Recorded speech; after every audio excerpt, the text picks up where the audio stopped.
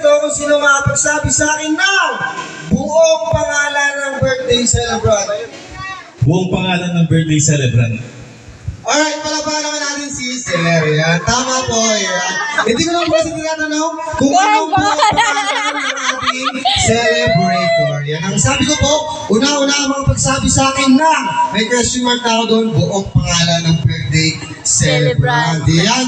So, sino gusto nang kumain? Hindi yung Sino pangalan. gusto kumain?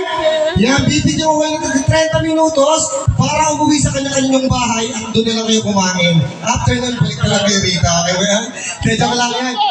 Bali yung pagkain po ng kids, isi-serve na lang po ba na yan? Isi-serve na lang po yung nakugutom na si Kuya, kinakain na yung taliri niya. Yan din yung sa mga parents po natin, Yan, good news po sa mga parents and guardians po na nandito, wala po kayong pagkain.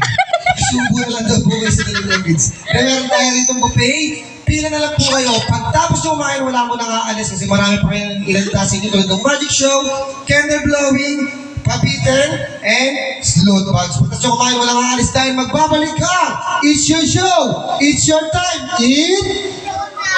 Bulaga. Kalabang kayo